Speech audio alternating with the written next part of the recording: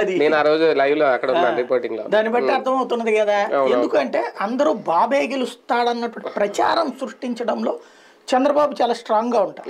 ఇంకొకటి ఏంటంటే ఈ బాబుకి ఫేవరబుల్ గా ఉండేటువంటి ఈ మీడియా యాక్టివిటీతో, ఈ వీళ్ళ సోషల్ మీడియా కానీ వీళ్ళ మీడియా యాక్టివిటీతో సాధారణంగా నోరు తెరవడానికి ఎవడైనా భయపడతారు. ఎందుకంటే క్యారెక్టర్ అసాసినేషన్ చేసేస్తారు వీళ్ళు, వ్యక్తిత్వ హననం చేస్తారు వాళ్ళని. లంజలోనో లంబడీకోర్లనో లేకపోతే డబ్బులు తింటారనో ఇట్లాంటి ఒక నెగిటివ్ ప్రచారం చేసేస్తారు. ఆ ప్రచారానికి భయపడిపోయి నోరు మీద ఎవరో కూడా.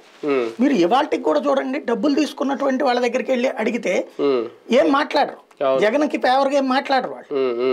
అదే సందర్భంలో చంద్రబాబు గురించి అడిగినప్పుడు పాజిటివ్ గానే మాట్లాడతారు. అంటే అది చంద్రబాబు కోటేస్తున్నారు మరి వాళ్ళు. బేసిక్ గా బయటికి మాట్లాడేటటువంటి తత్వం తక్కువ ఉంటుంది.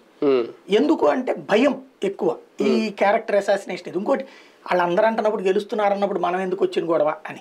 కానీ కూటమి కట్టడాన్ని ఒక రకంగా కూటమి కట్టడం ప్రజా ప్రయోజనం కోసం, పార్టీ ప్రయోజనం కోసం అనేది ఒకటి, ప్రజా ప్రయోజనంగా కూటమిని ఫీల్ అయ్యి దానివల్ల ఓట్ బ్యాంక్ పెరుగుతుంది అనేది ఎంతవరకు కరెక్ట్? బేసిక్గా ఇక్కడ 3 కోణాలు ఉన్నాయి. ఇది ఓ రకంగా చెప్పాలంటే